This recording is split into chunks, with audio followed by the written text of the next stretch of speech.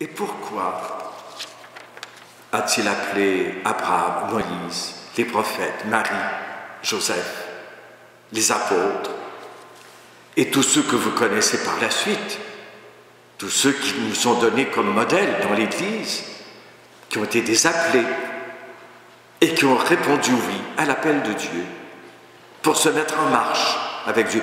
C'est jamais une voie de facilité que celui qui veuille me suivre prenne sa croix. C'est bien ça que Jésus nous dit. Et alors pourquoi cet appel? Tous ces appels, vous le remarquerez, c'est pour se mettre au service de Dieu et au service de son peuple. Et là, on revient à l'Épître aux Hébreux que nous avons entendu. Le service que Jésus doit assurer est d'autant plus élevé que l'alliance dont il est le médiateur est plus parfaite et repose sur des promesses plus parfaites. Le service que Jésus doit assurer. Mais remarquez que tous les oui, toutes ces réponses données aux appels de Dieu nous amènent à ce service que Jésus vient réaliser, ce service qu'il doit assurer, cette alliance qu'il vient pour réaliser. Marie, bien sûr, a été celle qui a donné Jésus au monde. Elle a accueilli cette parole de Dieu, le Verbe s'est fait chair en elle.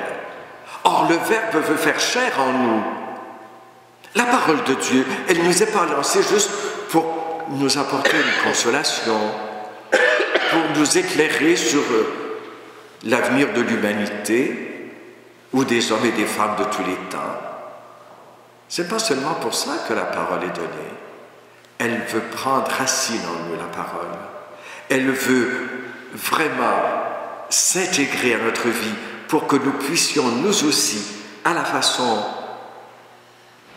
de tous les serviteurs, de toutes les servantes de Dieu, pour apporter au monde une espérance, pour apporter au monde une vie nouvelle, pour apporter au monde un amour, une flamme, si vous voulez. Cette flamme, c'est la passion de vivre le plan de Dieu. Parce que quand on dit que Joseph était un homme juste, c'est vrai, mais on pourrait dire de Marie que c'était une femme juste aussi. Parce que la justice, être juste, c'est s'adapter au plan de Dieu. Et le plan de Dieu et son projet, c'est de réaliser son alliance. Il vient faire de nous ses alliés. Alors là, il faudrait voir le témoignage que nous donnons en Église, l'engagement que nous prenons, et aussi, peut-être, cette mission qui nous a été confiée de réaliser une Église nouvelle, une Église pour notre temps, une Église pour aujourd'hui, en ce début du XXIe siècle, une Église pour les hommes et les femmes de maintenant, et pour ceux qui viendront après nous, bien sûr. Voyez, Marie, qui a accueilli le Verbe, puisqu'en elle, il s'est incarné, l'alliance nouvelle a pris naissance. Jésus a été le serviteur de cette alliance. Il est venu et lui nous a donné la vie du Père. Et lui nous a mis en lien avec l'Esprit.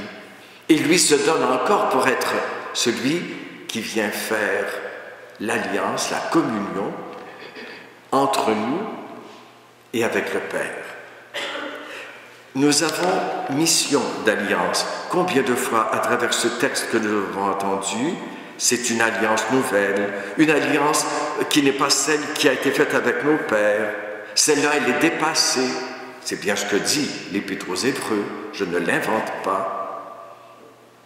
Et alors, le Seigneur vient nous dire, voici quelle sera l'alliance que je conclurai quand ces jours-là seront passés. Je mettrai mes lois dans leurs pensées, je les inscrirai dans leur cœur. Or, la loi de Dieu, c'est la loi de l'amour. Et puissions-nous accueillir cette loi comme une libération.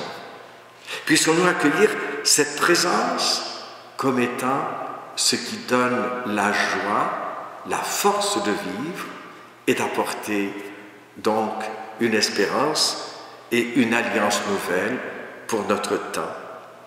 Dieu a fait de la première une alliance ancienne. L'alliance nouvelle, c'est celle que nous vivons maintenant en lien avec le Christ Jésus. Écoutez bien les appels qui vous seront faits.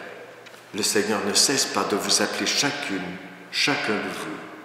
Il ne cesse pas de vous parler au cœur.